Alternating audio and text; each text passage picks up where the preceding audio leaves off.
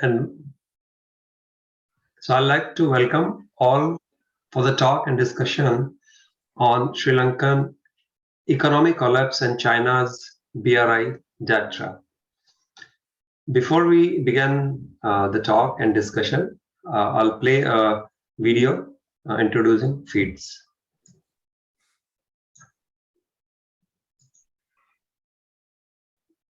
Are you still seeing my screen? Yes.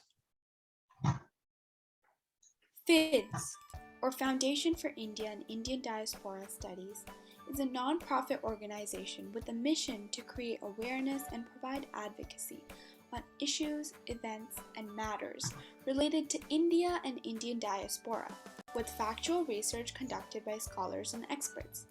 It is an institute for research, analysis, awareness, and advocacy on events, issues, and matters related to India and Indian diaspora. FIIDS engages dialogues of international leaders and policymakers on India, international affairs, and Indo-US relations. It also conducts policy studies, surveys, analysis, conferences, and publications for strategic awareness and education on policy matters to international leadership, policymakers, media, and masses. FIIDS has successfully hosted conferences on various topics ranging from international relations, trade, terrorism, Kashmir, human rights, and India diaspora. FIIDS engaged experts, elected officials, and officials in external ministries. It works on international relations like Indo-US relations, Indo-China relations, Indo-Israel relations, and Indo-Afghan relations. It has also hosted many international leaders such as India's Defense Minister Rajnath Singh, India's ex-Finance Minister Arun Jaitley, State Minister Jayant Sinha, India's National Security Advisor Ajit Doval, as well as Congressman Ed Royce, Congressman Joe Crowley, and Congressman Elliot Engel. FIIDS has conducted surveys on Indo-American youths on their identity, U.S. elections, NRI policies of Government of India, and opinions on Indo-Americans on policies and elections in the United States.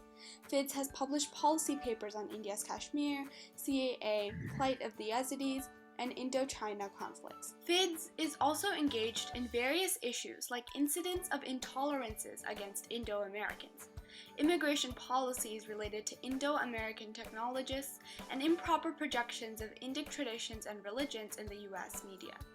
FIIDS experts also keep watch on international terrorism and the situation in South China Sea. Vice Admiral Shekhar Sinha, Ambassador Virendra Gupta, Professor Vijay Kaul, Professor Shanti Shri, and Captain Alok Bansal are part of FIIDS Experts Board.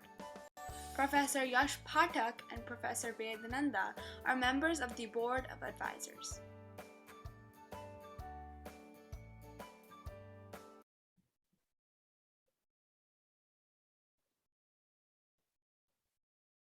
Thank you. Abhinavji, over to you.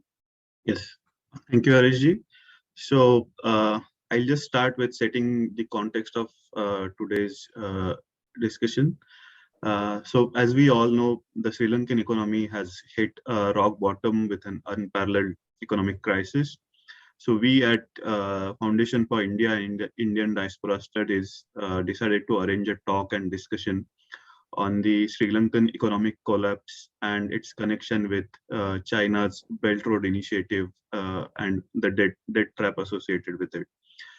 So in this discussion, Professor Vijay Kaul will cover the perils of China's BRI on the nations like Sri Lanka, Pakistan, and others.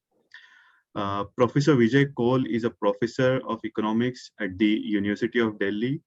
He has served as the head of the Department of Business Economics and Dean Faculty of Applied Social Sciences and Humanities at the University of Delhi. Professor Kaul is an MPhil and PhD from University of Delhi. He has over 36 years of experience as an academician, consultant, and researcher. His main focus of research has been in the areas of geoeconomics, geopolitics, industrial economics, labor economics, business economics, and business strategy. examining the impact of social and economic issues and challenges faced by India and its neighbors and their solutions. I now invite Professor Vijay Kaul ji to enlighten us with the entire issue. Professor Kaul. Thank you, Abhinavji, Harishji, Khaneravji. Namaskar to all of you and good morning in US. I will use a PowerPoint presentation. I will just. Please go ahead.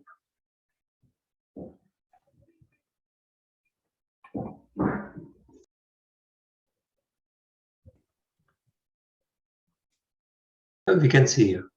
Yeah. Is it visible? Yes. No. Yes. Presentation is visible. Yes, it is visible. Okay, thank you. Yeah.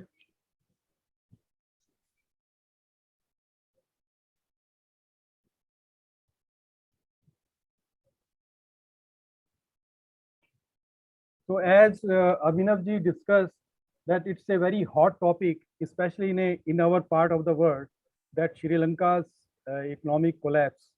I am not an expert. I have an interest in all these affairs, and especially I have developed during the last 1 decade or so interest in China and how the China is moving, behaving, their geostrategic interests and BRI, etc. So we conducted a lot of seminars in our department.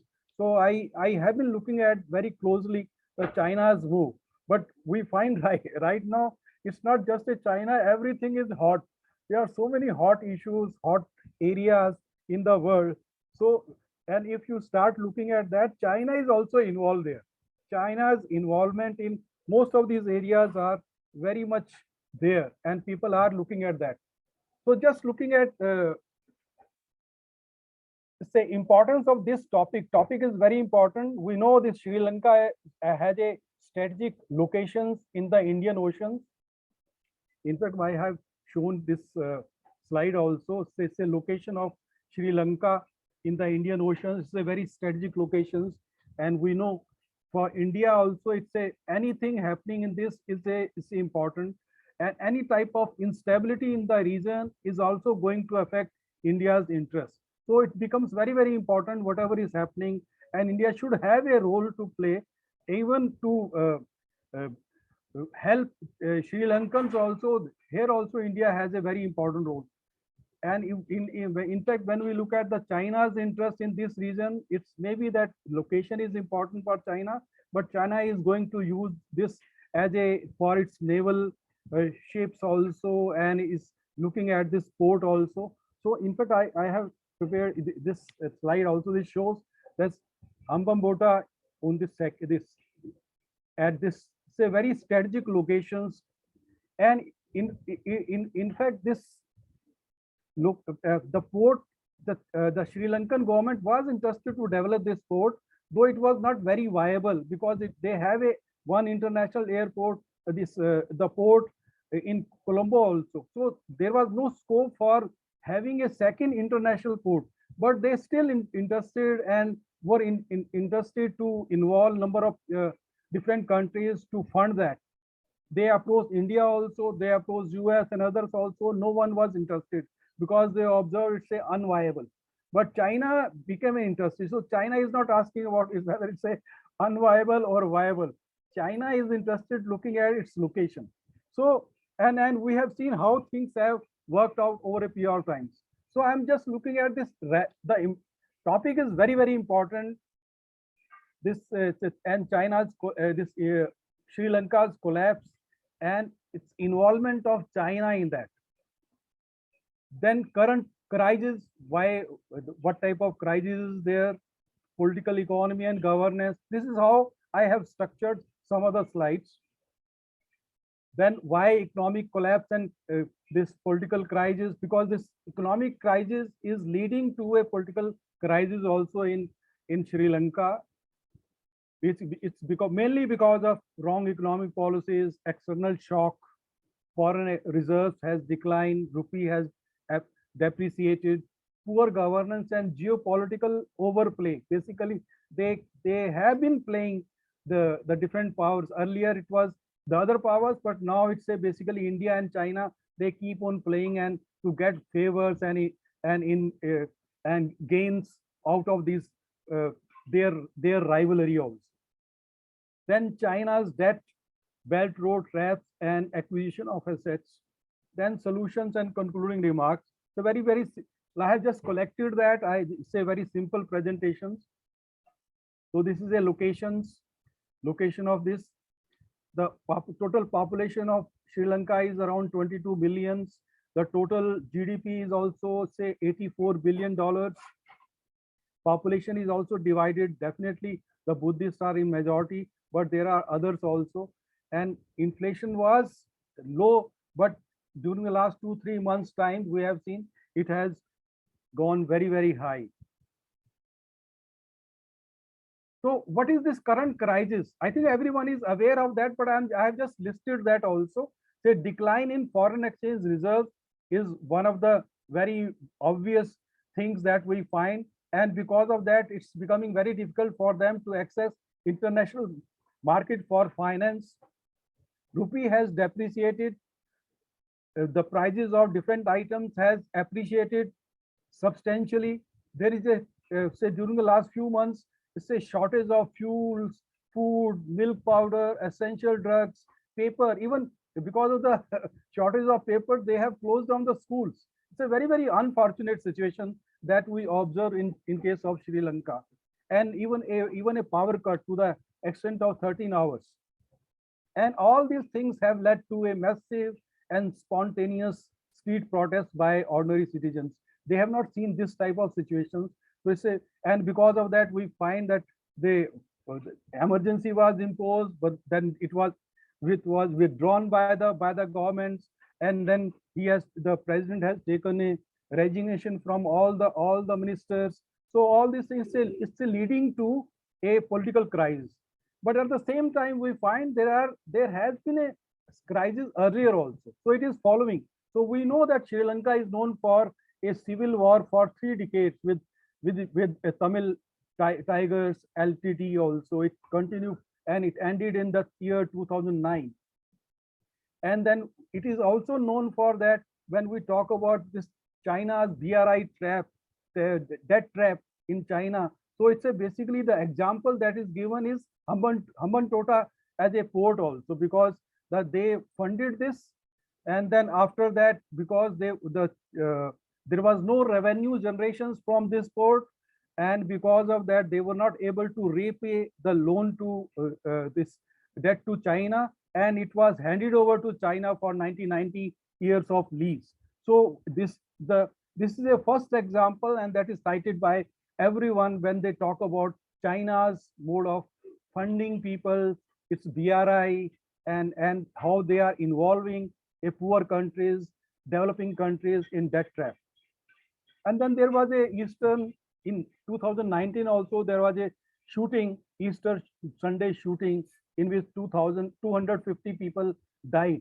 And in fact, this is also a trigger, because when this shooting took place, after that, there was a steady decline in the tourism to the extent of 70%. 70% the tourist decline was there. And because of that, their foreign exchange earning was also affected. So it's a multiple thing. And then after that, we find 2020, again, the COVID-19 pandemic is there. So you see that how things are working and moving, triggering also this bigger crisis. And now we find because of Ukraine crisis also, the commodity prices has risen very high. So all these multiple things are happening that has led to this collapse of Sri Lanka. But definitely their internal economic management is also very responsible. But all these things are also combining and aggravating the bad situations in this. And in fact, we were just discussing that how this Sri Lankans view the other countries, the West, so the India and others, and the popular political position since the independence has been that basically they, like India also, we adopted socialist type of working and the economic models. So similarly here also, they were working on this welfare state. So from the very beginning, they were giving a lot of freebies and the welfare schemes to the this, and it is dominated by this singly nationalistic feeling also. They took this West as a imperialist. They take India as a interventionist, and they became very friendly to China. I in fact, I when I look at this, there is a lot of information available that when the Chinese has started, whenever they ask for loan, China will come forward and give them loan. Whenever they ask for any project, China will willingly come forward and give loan. And this, it is not a concession loan; it is on a commercial terms. So they see that China has been the even ambassador, the way they are bribing, and they were involved corruptions even in the contract that they gave to Chinese. We know about the Chinese that they bring their own machineries, they bring their own labors, they bring their own the construction companies who develop that infrastructure also. So all these things basically, when you look at the data, etc., it will appear that it is not the Chinese involvement or Chinese that has created a problem. But if you go deep into that, definitely Chinese role is also very much there in increasing this type of a problems. So these things I have just shown with this graph also. Say basically how the inflation has risen so high. It was around 6% or so, and now it has moved to 18.7%. And there is, if you look at the different products, food items, fuels, etc., everywhere the prices has risen more than say 80%, 90%, 30%. So this is all there. Then it's even in case of exchange rate also, the foreign exchange, it was around say around 170, and then he has moved up to 310 Sri Lankan rupee to $1. And in unofficially they say it is around 350. These are all some pictorial presentations of this. This is about the political leadership. Says all these leaders are famous. There are, say, the present family, Rajpaksha families. Their 9 members are very much involved in the ministry. Nine family members, 4 brothers and their sons, etc. They are involved in managing the affairs. So this type of dynastic rule is also creating some problems. And we find that they very recently, I think 2-3 days back, this president announced that the way I ended this Tamil problems, I will end this economic crisis also. I think the mindset is also completely a different type of, because the problem that you face of a Tamil problem was different. Economic problems require a different type of mindset, different type of strategies. But the way he is trying to sell himself is different. So a lot of things, there is a say political crisis. He has taken a resignation, invited oppositions to join the government, but they have refused. So things are definitely, you say, in a very bad shape, because when they are going for a solution of this, they require a strong government also. So that is also missing right now. They and one of the steps definitely they have done, because total debt that they have, they are to pay around $7 billion in a year's time, and total foreign currency was less than $2 billion. So this was a very serious problem, and because of their own arrogance also, they have been refusing to go to IMF, though they have approached IMF 16 times. But now they were not interested, because the IMF will impose some restrictions, they will ask for reforms, etc. So they were not interested to go. But now, looking at the scene, now they have decided to go to and approach IMF also. And they have declared on 12th April, they declared a default on foreign debt also, that all the foreign debt they are going to pay. They have made a default that they need to re-engage and re-engage and restructured these debt also. That is a say initial good strategy, because without that you cannot repay also, no one is willing to help you. So this only way is this, and then after that they can approach IMF also. So now this why this collapse? So these are some clear cut some points that I have highlighted. So first is a unsustainable mounting of debt and mismanagement of economy. I think it's everyone is saying this, there is a structural imbalance in the Sri Lankan economy. It is a plantations and tourism based economy.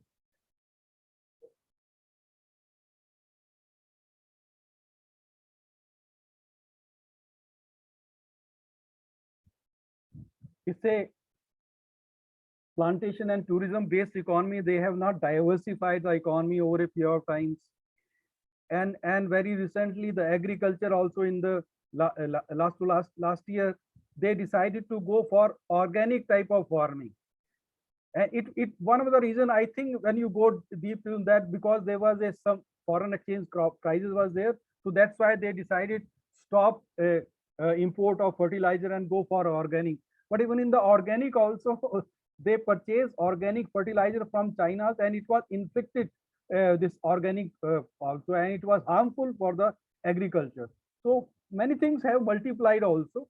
And then economic growth strategy also, after 2005 also, and especially 2009, they decided to go for in a big way for infrastructure driven investment, the ports, the roads, the bridges, and all these things. So that has definitely given a big boost to the economy also. Economy was good, it was growing, they were making money, the GDP was growing, investment, this, it becomes a middle income country also. But there is a limit, and many of these infrastructure projects they find were unviable. So as we mentioned about Hambantota project also, it was an international port. They decided to have to develop also. Earlier they were having a Colombo as a international this port, but they decided to go for this. So many people were saying that it is not viable, they will not earn, and the same thing happened. And moreover, no one was funding. China agreed to fund, and China, in case of China, is that they are not giving any type of a grant or any type of a concessional loan.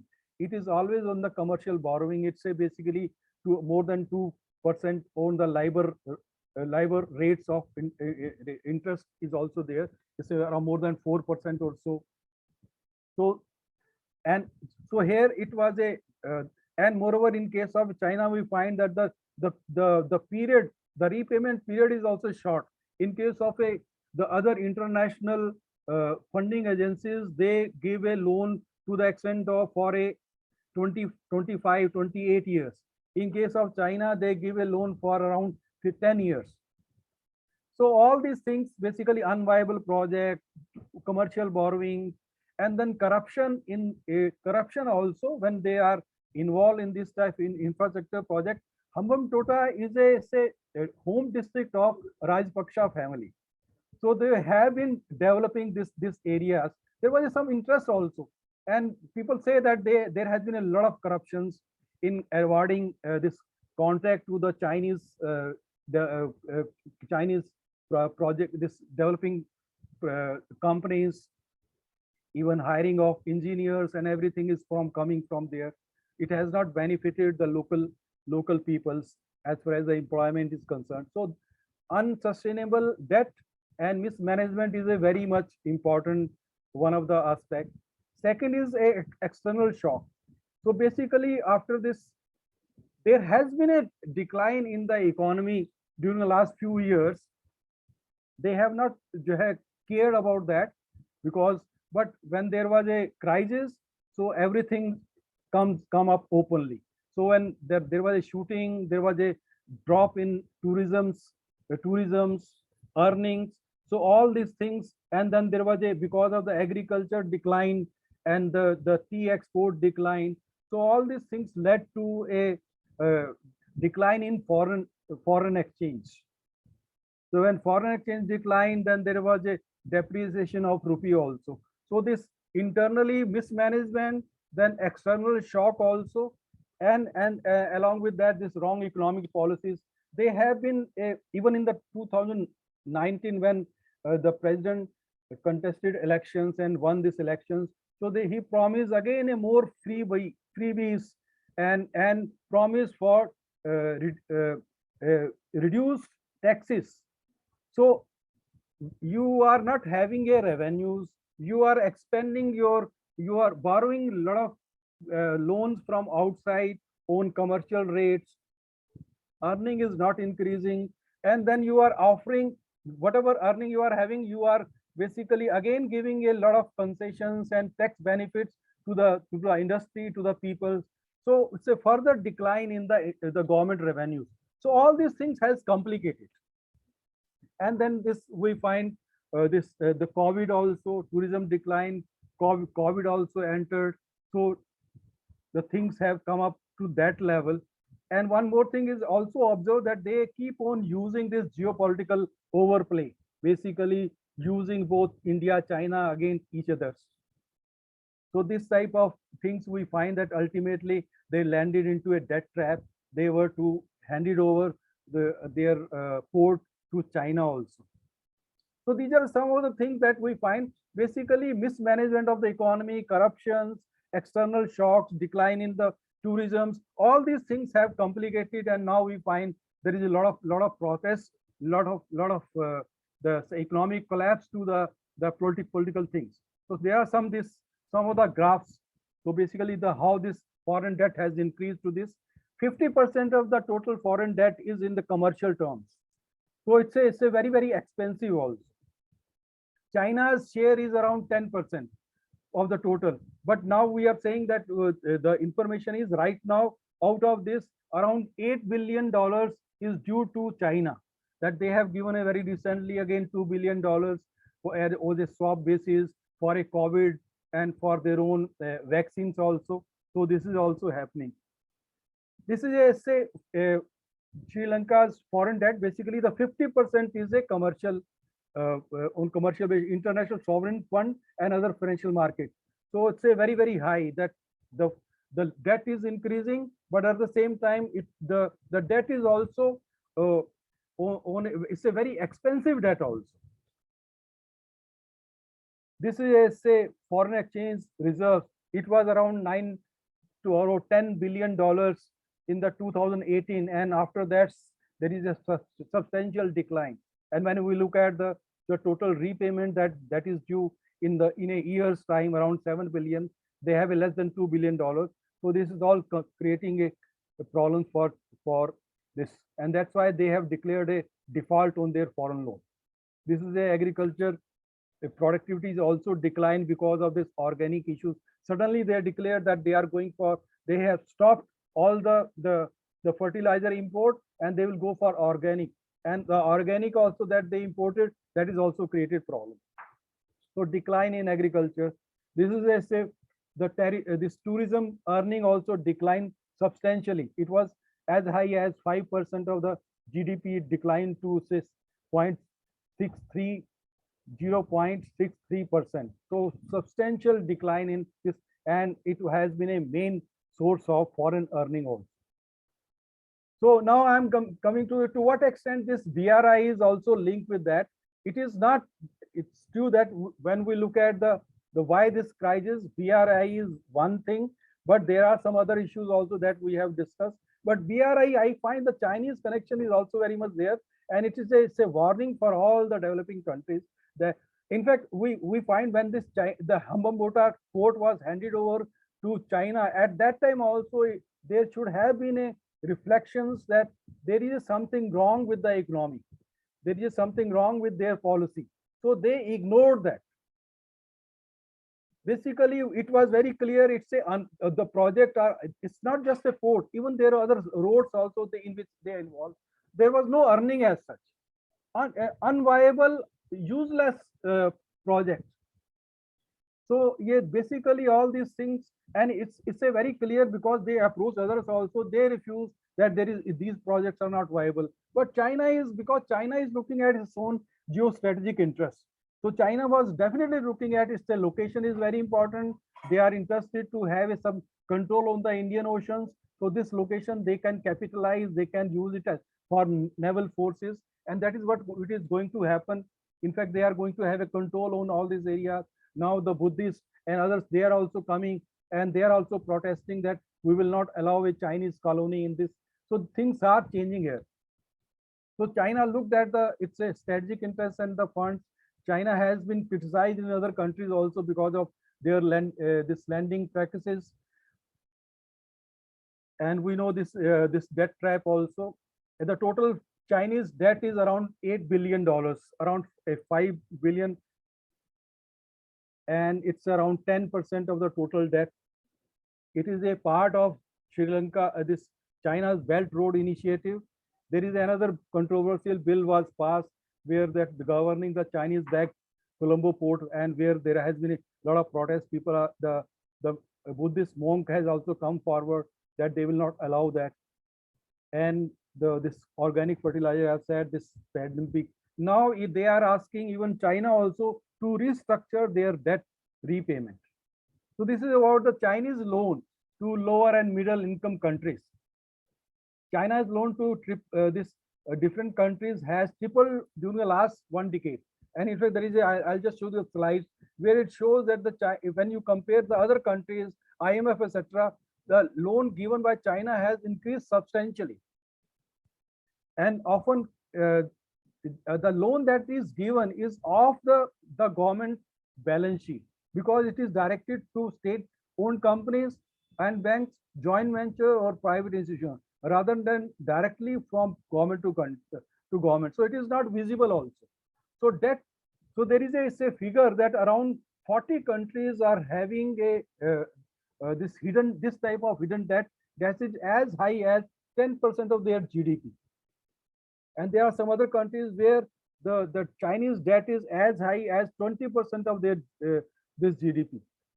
And this debt owed to China relates to large infrastructure project. All these things is a part of this. It is always on a very high rate of interest, around 4% commercial rate. And then the repayment also, I have already explained this, around 10%, 10 years of repayment, whereas other development aids is on 28 years of lending funding. And this in the year also they have given around this. Even they are giving the Sri Lankans are interested to get money from China in the dollar so that they can use it to repay the loan, but Chinese are not giving that. Chinese have given it that they have given a say bilateral currency swap agreement, is say in their own currency, so that currency can be used by Sri Lanka to buy product from this China only. So this is a one figure that shows that how the Chinese loan has been given to large number of countries over a period of time. It has increased substantially. In comparison to others, it is like this. Look at the red lines, that the debt owned by these different countries to China has increased substantially.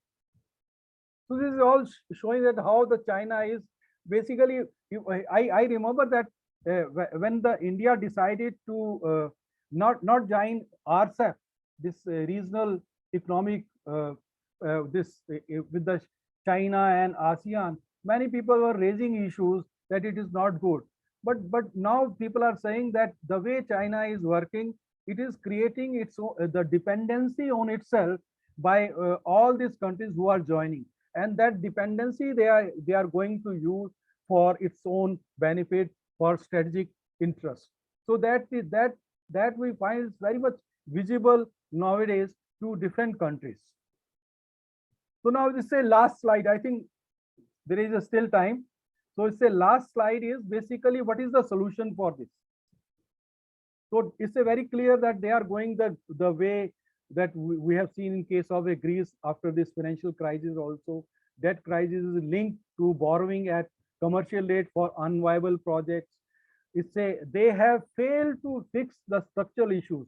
That there was a steady decline in the trade, there was a rising protectionism, the government revenue was declining. They have ignored all these things. So it's a definitely it's a very clear-cut case of mismanagement. And when there is a crisis, all these things will multiply and lead to this type of situation in the country.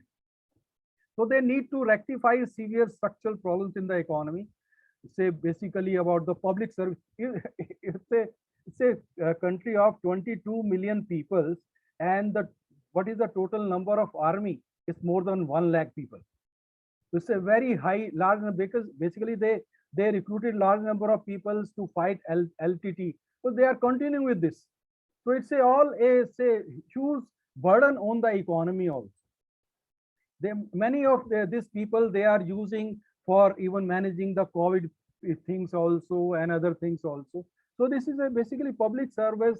They have massive loss making state owned. So there are a number of structural problems in the economy that need to be looked into and to be, but at the same time, at present it is a debt issue that need to be corrected, that need to be looked into. So default on foreign debt that they have declared is a first step, and then now they have approached to the IMF also. They need support from other countries, and when they will get a loan from bailout from IMF. So then they will definitely ask for debt restructuring also. Then it will definitely open up they can approach to World Bank and other international market also.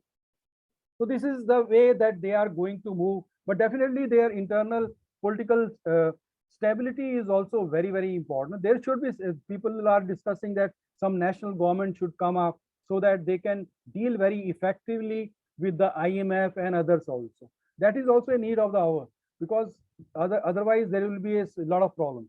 So the role of India definitely, though in the general perception is that India is interventionist, but India is playing a very good role. India has given a rise. India has given a money for even fuel also. India has also, they have given around $1.9 billion for different items, and they have also promised to give $2 billion more. So this way India is definitely helping, and every day we hear that they are giving fuel, they are giving food items, the rice and all these things. So it's a very, very important for India, because it's our own neighbor. Irrespective of what they feel, I think it will create a goodwill over a period of times, that this is a right opportunity for India to use and help the country. But in case of China also, China is also having an important role to play. Other countries will also, basically other countries will help through IMF and others. So they say it's a lot of scope for helping this country right now. But they definitely need to look into their own statecraft and the way the economy they are managing. So with this word, I'll stop, so we can have some question answers. Thank you so much. I'll just take it. Thanks a lot, Vijayji, for a detailed presentation and your thoughts. Because I had one question or discussion point related to one of the paper I read, and that mentioned that countries or people are blaming China for that trap kind of policy, whereas it is the internal failures or corruptions of the government, specifically in Sri Lankan context. I was reading that, but I think what you mentioned about the how the length of the debt and working on a port which was like unused, or it cannot be used generally for trade or business things, but strategically they wanted to take advantage. So that was that kind of answered my question. And it is true that there are some people, they are writing that it is not the Chinese problems. It's basically their own failures of managing the economy. But I find it's a both. Basically, when the way the Chinese are going different countries, they are using the autocratic rulers, or they are always with the rulers, so that they can take a lot of advantage. They are giving and bribing these people also, and this way they manipulate so many things. So basically, you see that when they are giving a debt, when they are giving a debt and they are for a one particular project, they should allow the local people to join as for employment. It is not happening. The Chinese purpose is when they take up a project, they encourage countries to go for this project. The purpose is to sell their machineries, to sell their own construction companies to come and build that infrastructure, and then they will involve their own labor also. So they are looking at their own interest. So basically, they are encouraged. Other countries will not go to another countries and very aggressively sell loans and other things. Chinese are doing that. So Chinese have definitely their own grand strategy, but the things are going to change because people are becoming aware of that. And when we look at the China now, they are talking about dual circular strategy also, because they see after this COVID also, there is a lot of issues. People are changing, people are thinking, and they are becoming more relocating their things. They are thinking in terms of becoming more independent. So this global value chain that they were leading as a leading countries is not going to be the same in the coming years. So the forms of this global value chain is going to change definitely. Okay. You mentioned one more thing, that the strategic importance for China for that particular port. For India, it can be like a point of concern, right, long term. And with the crisis, probably they are more dependent on outside countries, including India and China, let's say. So is there a possibility for India to take a bigger role and do something strategically also longer term, like develop our own ports nearby or something like that? Something is happening. There is on the eastern side also, there is a oil terminal also. So the Indian oils, so they are also involved in that. It was used in the Second World War also. Now they are developing a fuel storage also. So India is interested. I think they have entered into a contract now that they will develop it as a port.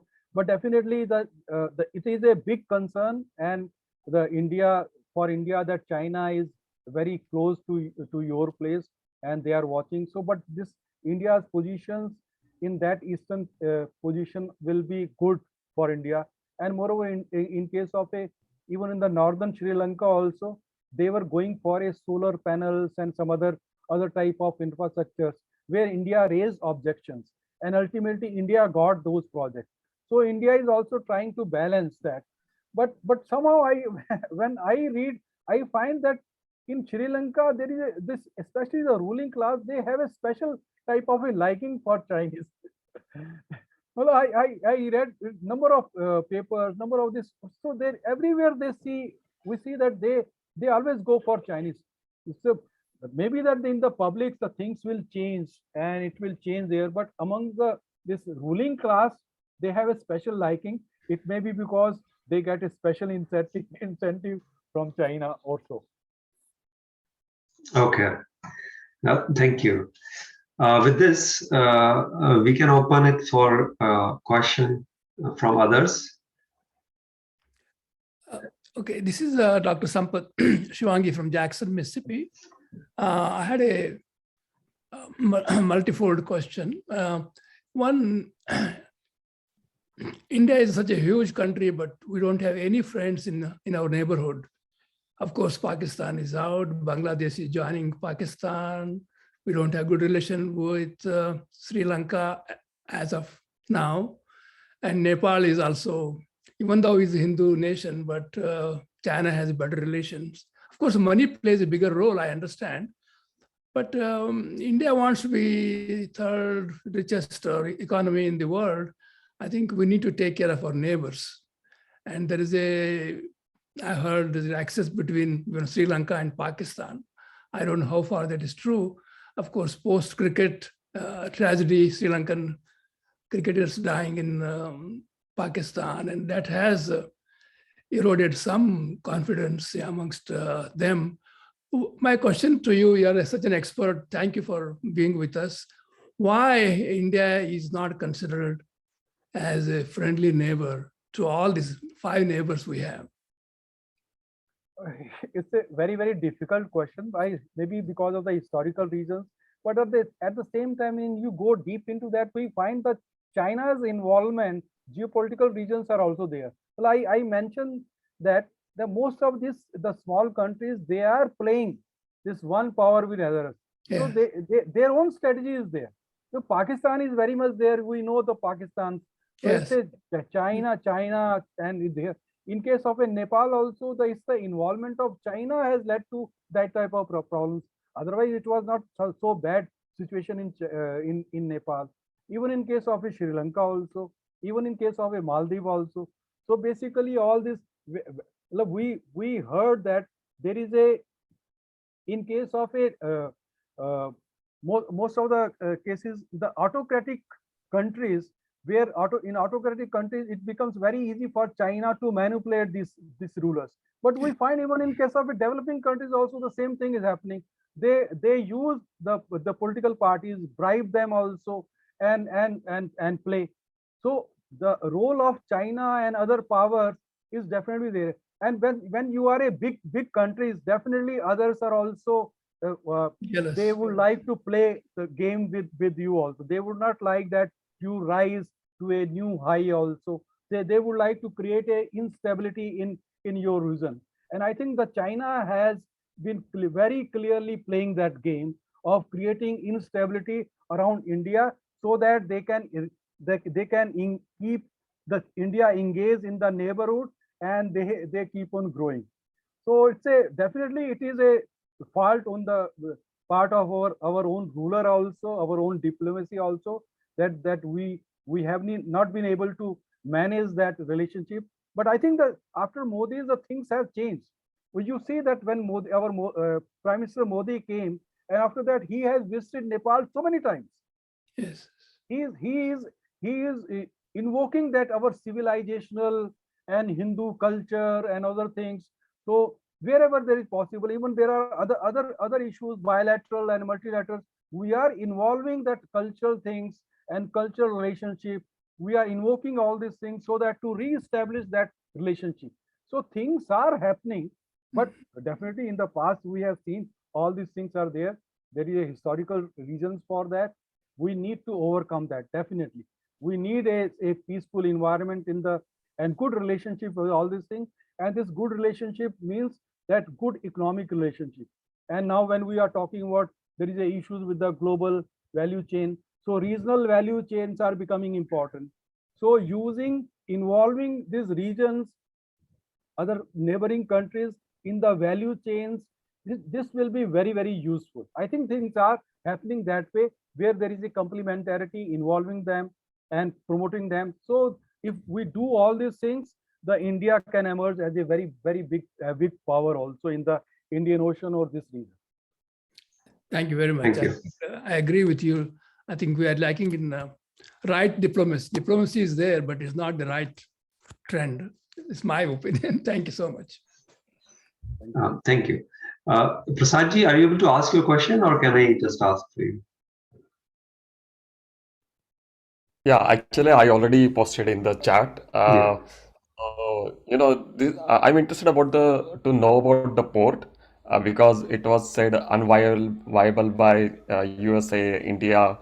Then how it is going to benefit to China? So that will be interesting to see. Yeah, and also I added a comment that might be China already got whatever they're looking for. Yeah, but what do you think that port will be beneficial to China? Yes, definitely they are going to use it for naval base, as a naval base. They are going to use it because they are interested that Indian Ocean as a reasons, and it's very, very important for their energy needs and other things also. It's the big transit route, and they would like to have a control on and some bases here. So they have got this base uh, as a big reward. So they are not concerned about the economic viability. The strategic interests are also more important. And here it's a mainly strategic interest. It's a mainly strategic interest that they are going to use it, though the Chinese, Sri Lankans are saying that they have engaged in an agreement with them that they will not use it for their submarines and other things. But looking at the scene, if they bring their submarine, the other things also, who is going to stop? When you are in such a bad situations, you need money every second day from Chinese and others. So can you dictate terms to Chinese? Yeah, makes sense, Vijayji. Thank you so much. This is Chinmay Singh. I have a question. So since India has a very good relationship with Bhutan, and we are army provide security to Bhutan. So on the similar line, since Sri Lanka is in a deep financial crisis, and it seems the repayment of their debt is not viable as of now unless some economic miracle happens. So, is India thinking to extend its cooperation with Sri Lanka and go one more level up to help Sri Lanka and make it as extended family, where we have a very good relationship in terms of military, and other security aspects. So, should India think in those lines, or we are already thinking? What is your thought of that? India is already giving. Basically, you see, when giving a essential items that are required right now, say even in case of a rice, in case of essential drugs, the food, the milk, and all these things. So definitely, whatever is required immediately, the India is helping, and India has an advantage. India is a very nearby, so India can provide immediately all these things, items, essential items to Sri Lanka. They are doing all these things. But saying that the India should give money, dollars, to repay their debt, etc., I think that will be too much. So the India is definitely encouraging them that they can approach IMF and other things, and they should approach them. They can use that, and they should think something internally also. There should be some internal peace also with other groups. There should be they should think in terms of that that how the government revenue can be generated. It should not, government revenue is declining, and then you are offering freebies also. I think all these things are happening in our Indian different states also, where the different states, they are under debt, but still they are announcing a lot of freebies. So it is becoming, this populism is going to create a lot of problems at number of countries. I think it's a warning signal for others also, that they should rethink this type of strategy. Some welfare schemes are important, giving help for education, giving help for health, etc. is there. But giving this TV and other things and everything free, the electricity free and everything free, that I think there is a limit. I think in India also a lot of freebies are being given. Yes, that is what I am saying. Yeah. That is what I am saying. It's happening. I think we need to rethink about all this. But my thought was, I mean, there may be economical potential in Sri Lanka in terms of mineral exploration or enhancing agriculture to next level, or is there, on that ground, and also strictly for military ground, if more cooperation can be there, I think it will be beneficial for both the countries. Thank you for your thought. They should think in terms of even diversifying their economy. Just plantations and this tourism is not enough. So they should think in terms of improving that also, and definitely they should think in terms of improving the government's revenue, the overall revenue of the country. That is very important. Then you can think of other things, welfare scheme and others. Thank you, Vijay. Kandiraji, please go ahead. Yeah, certainly, I think as you said, this fits into China's both hegemonic and also military strategy encircling India, whether it is Sri Lanka, whether it's Pakistan, they have helped the poor. So also on the African coast.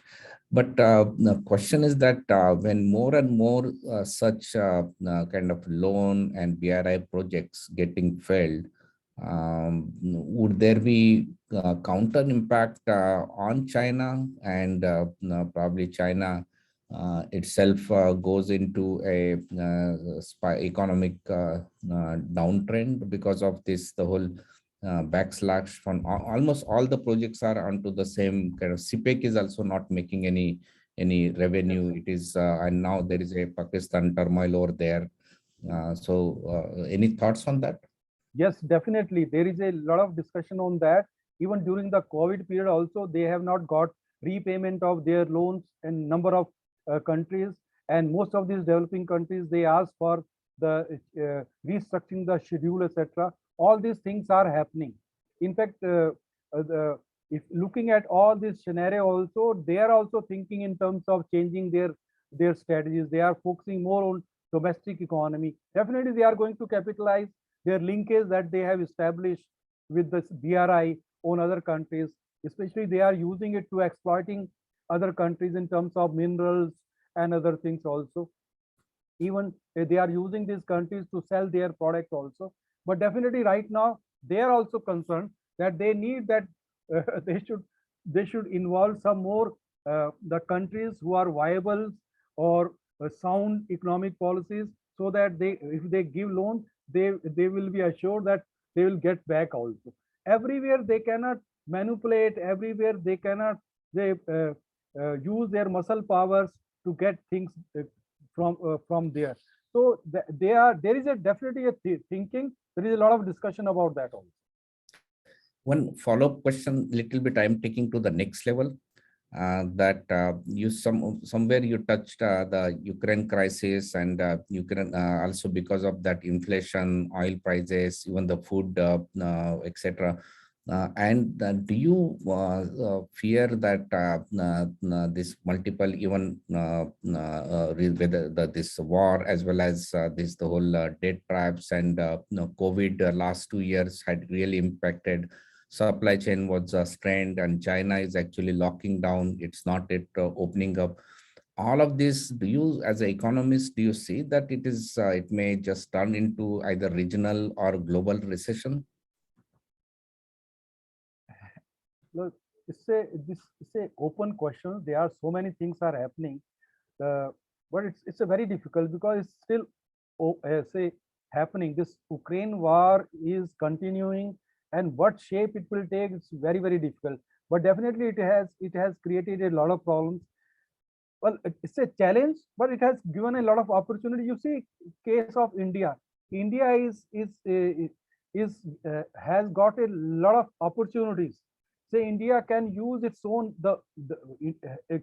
this wheat that is there, the food is there. We can use this food to give to number of countries. Earlier, the Russia and Ukraine, they were supplying food, but now India can supply. So India can make use of that. But definitely the problems for different countries is definitely serious, very bad. So it's not good for the whole world as such. But definitely when there are some challenges, there are some opportunities. We are looking at some opportunities also, and we are also playing our role. But I find that the way the government is managing, if there are some internal issues, but I think still overall it is very good for the countries. India is going to emerge as a good power in the coming times, the way we are playing our game. I may ask the last question just because your latest comment triggered it. See, Modi ji in the kind of the meeting before 2+2, he mentioned that if WTO allows, India would supply food for the entire world. Probably answer lies to what you the background or the context to what you mentioned. I think that kind of clarifies. Now, are there issues by WTO, because Ukraine was one of the largest, Ukraine and Russia wheat transport, and then India can fill it in, but why there is a resistance from WTO into opening up? Yeah, I have not looked into this issue. I have heard, I have seen that the Prime Minister discussed these issues, but I don't know. I'm not very clear about that. Why WTO? We are already giving aid to Cuba, giving to this even Egypt also. All these things are the wheat is going to different places. So why this WTO? There may be some other issues. I am not aware of that. Sorry. I'll just look into this. Okay, thank you. Thank you.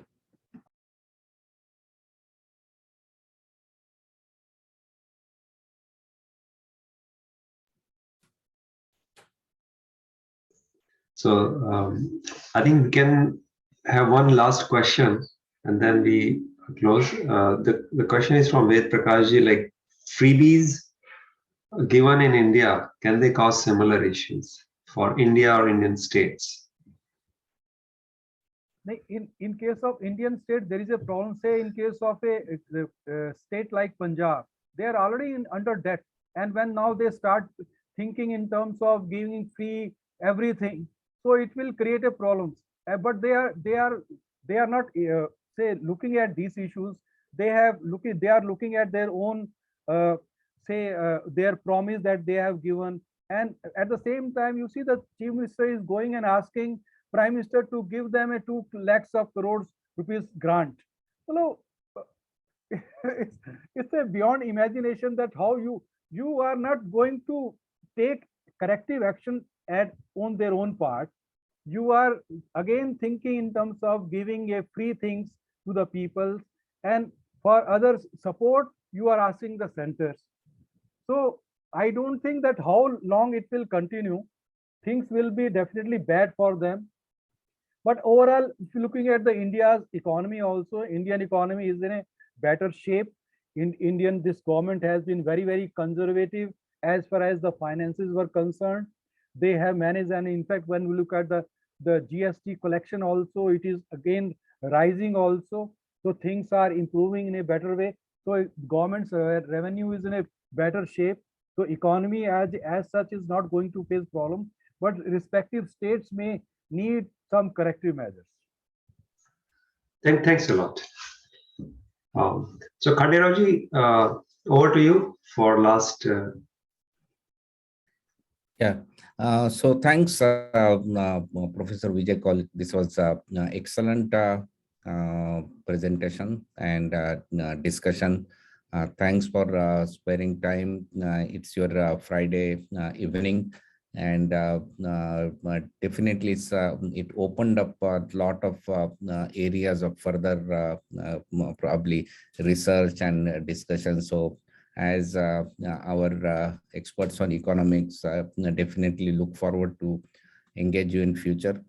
And also would like to thank all the participants. This is a Friday morning that we are doing. We are instead of doing on a weekend, we started doing on the weekdays to enable a lot of professional academicians or the think tank members or offices of elected officials, etc., for making them feasible to attend. Today, we missed to note that it is a Good Friday, so it is a positive, negative in a way that those who target, they are also off. But it was excellent attendance, and all of you, those who spared the time, attended and participated lively. It would be great to provide your feedbacks and engage in the future. Just a reminder, next week, again, Friday morning, we are having a session by Ambassador Kanwal Sibal. It is going to be on India's 2.0 foreign policy. It is part of our Reimagining India series, Reimagining India 2.0, on occasion of India's at 75, India's Azadi Ka Amrit Mahotsav. On that series, the first lecture we had Minister Nitin Gadkari ji. It was excellent on the infrastructural development that's for the India's 2.0. And this is around the foreign policy. So please attend and also encourage others to attend. With that, I also appreciate our coordinators of this event, Harish Kanpal and Abhinav Joshi. Excellent work. Thank you. Thank you. Namaskar sabko.